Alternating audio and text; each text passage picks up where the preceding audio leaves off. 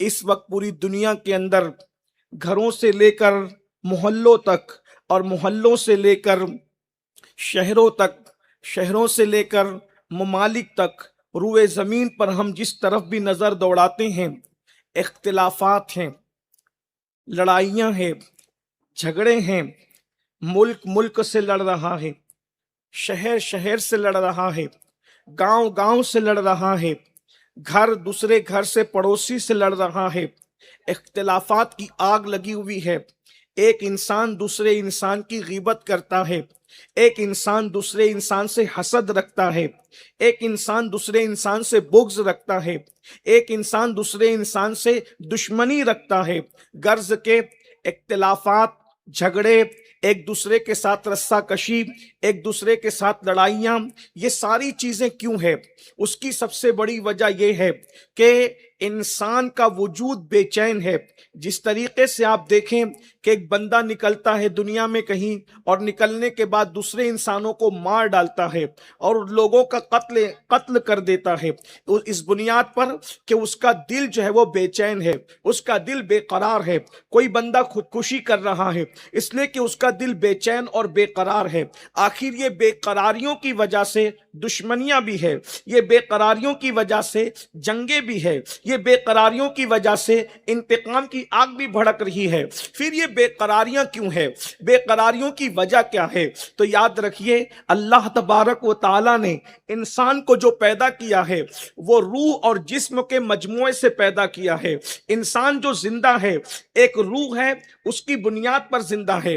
یہ جسم انسان کا ڈھانچہ ہے اور اندر روح ہے، روح کی بنیاد پر ہمیں زندگی دی گئی ہے۔ جب روح ہمارے جسم سے نکل جاتی ہے تو ہمارا یہ جسم کا پنجرہ خالی ہو جاتا ہے، اس کے اندر بدبو آتی ہے، اس کے اندر کیڑے پڑتے ہیں، اس کو مٹی کھاتی ہے، اس کو کیڑے کھاتے ہیں۔ پتا چلا جب تک روح انسان کے اندر موجود ہے تو روح کی وجہ سے ہم دیکھتے بھی ہیں، ہم سنتے بھی ہیں، ہم بولتے بھی ہیں، ہم کھاتے پیتے بھی ہیں، ہم سارے کام انجام بھی دیتے ہیں، بلکہ گھروں کے اندر بھی رہتے ہیں۔ روح جسم میں ہے اسی بنیاد پر رہتے ہیں۔ اگر جسم سے روح نکل جائے تو پھر انسان کچھ نہیں بچتا، انسان مٹی کا پتلا ہو جاتا ہے۔ یاد رکھیے اس سے پتا چلا کہ روح کی بڑی اہمیت ہے۔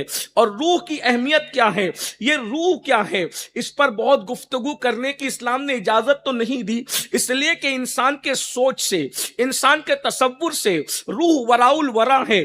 مگر کچھ بزرگوں نے باتیں کی ہے وہ آپ کے سامنے رکھنا چاہتا ہوں۔ روح جو ہے اللہ رب العزت نے اپنی پوری مخلوق میں روح سے طاقتور کسی مخلوق کو پیدا ہی نہیں کیا۔ روح بہت طاقتور مخلوق ہے۔ اور یہ کیا ہے؟ اللہ تبارک و تعالی ارشاد فرماتا ہے کل روح، اے محبوب آپ فرما دے روح کیا ہے؟ ارشاد ہوتا ہے یہ امر ربی ہے، رب کا امر ہے، رب کا حکم ہے۔ اتنا ہی بتایا گیا۔ اللہ اکبر۔ بزرگوں نے فرمایا، حدیث پاک میں آتا ہے، حضرت جبیر فرماتے ہیں کہ روح کو اللہ نے اتنی طاقت عطا کی ہے کہ روح اگر چاہیں تو ایک سانس کے اندر زمین اور آسمان کو نگل سکتی ہے۔ یہ روح کی طاقت ہے۔ روح بہت بڑی چیز ہے اور اللہ نے روح ہم سب کو عطا فرمائی ہے۔ اللہ رب العزت نے ہم سب کو روح عطا فرمائی ہے۔ اللہ اکبر۔ روح کی 3 قسمیں بتائی جاتی ہے۔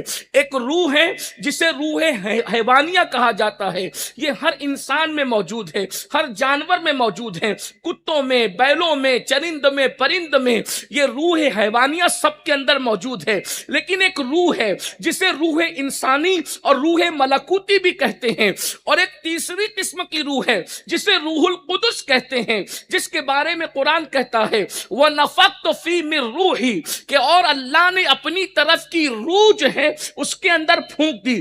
اب یہ روح 3 قسم کی ہے۔ ایک روح تو حیوانی ہے جو کتوں میں، چوہوں میں، بلیوں میں، مرغیوں میں، انسان میں، سب میں ہے، اس میں سب برابر برابر ہے۔ اب یاد رکھیے یہ جو بے چینیاں ہیں، یہ بے قراریاں ہیں، یہ جسم کی بے قراری نہیں ہے، اصل میں ہمارا تعلق روحانیت کے سلسلے سے ٹوٹ گیا۔ ہم نے جسم پر محنت کرنی شروع کی اور روحانیت پر ہم محنت نہیں کرتے۔ آج جو سب بے قرار ہے روحانیت نہ ہونے کی وجہ سے بے قرار ہے۔ آج جو مضطرب ہے روحانیت نہ ہونے کی وجہ سے مضطرب ہے، اس لیے کہ جیسے جسم کی بھوک ہوتی ہے ویسے روح کی بھی بھوک ہے، اور جسم جیسے جو ہے وہ خیال رکھنے پہ ترقی کرتا ہے ویسے روح کا بھی خیال رکھنے پہ روح ترقی کرتی ہے۔ میں آپ کے سامنے صوفیاء کرام کی تحقیقات کا اتنے مجموعہ نچوڑ کر کے پیش کر رہا ہوں۔ میری پشت پر ہماری جماعت کے بڑے بڑے علماء بالخصوص حضرت علامہ افتخار صاحب قبلہ مصباحی، حضرت قاری رئیس صاحب، حافظ امین صاحب، حافظ اکرم اور بھی علماء کرام موجود ہیں، مولانا موسیٰ صاحب بھی۔ یہ اگر میں کہیں غلطی کروں تو یہ میری توجہ مجھے دلائیں گے، کیونکہ میں آپ کے سامنے صوفیاء نے جو بات رکھی ہے، اگر آج کی اس گفتگو کو ہم سمجھ لیتے ہیں اپنے بزرگان دین کے ملفوظات کی روشنی میں، ہماری بے قراری کا علاج ہو جائے گا، ہماری بے چینیوں کا علاج ہو جائے گا، ہماری بے اطمینانیوں کا علاج ہو جائے گا۔ یاد رکھیے، ہم نے جسم پر طاقت اور قوت لگا دی ہے، جسم کو بہت سنوارا جا رہا ہے مگر روح کو سنوارنے کی کوشش نہیں کی جا رہی ہے۔ روحانیت سے رشتہ جو ہے ہمارا منقطع ہو چکا ہے، روحانیت پر ہماری کوئی توجہ نہیں ہے۔ آج ہمیں سنی دعوت اسلامی کے اس اجتماع میں روحانیت کے حوالے سے کچھ درس لینا ہے، حالانکہ روحانیت کا درس خانقاہیں دیتی ہے، مگر الحمدللہ سنی دعوت اسلامی ایک ایسی تحریک ہے کہ اس کا تعلق جو ہے درس گاہ سے بھی جڑا ہوا ہے اور خانقاہ سے بھی جڑا ہوا ہے۔ الحمدللہ یہ درس گاہ کا بھی پیغام پیش کرتی ہے اور یہ خانقاہ کا بھی پیغام پیش کرتی ہے۔ جب درس گاہ کا پیغام دیتے ہیں تو یوں دیتے ہیں، اللہ اکبر، اے شوق دل، یہ سجدہ گر ان کو روا نہیں، اچھا وہ سجدہ کیجئے کہ سر کو خبر نہ ہو۔ اللہ اکبر، اندازہ تو فرمائیں میرے آقا صلی اللہ علیہ وآلہ وسلم کے دیوانوں، خودکشی کرنے والے انسان، ایک دوسرے کو قتل کرنے والے انسان، ایک دوسرے کی غیبت لے کے بیٹھنے والے انسان، ایک دوسرے کی چگلی کرنے والے انسان، ایک دوسرے سے حسد کرنے والے انسان، یہ بزدلیاں کیوں کر رہے ہیں؟ روحانیت سے سلسلہ منقطع ہو گیا ہے، جسم پر پوری توجہ ہو رہی ہے۔ ہم صرف جسم والے نہیں ہیں، اللہ نے ہمیں روح بھی عطا فرمائی ہے۔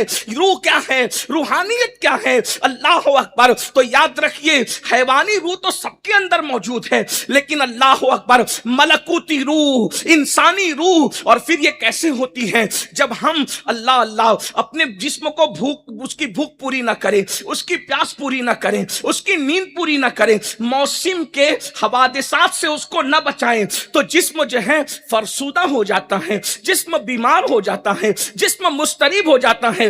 بھوک لگی، کھانا نہ ملے گا تو آدمی چڑچڑا پن کرے گا، نیند اس کو نہ ملے گی چہرہ اتر جائے گا، وہ چڑچڑا پن کرنے لگے گا، وہ بے قرار ہو جائے گا، وہ مضطرب ہو جائے گا۔ پتہ چلا جسم کے تقاضے پورے نہ کرو تو جسم بیمار ہوتا ہے، جسم مزمحل ہوتا ہے، چہرے کا رکھ رکھاؤ بدل جاتا ہے کیونکہ ہم نے اس کا خیال نہیں کیا۔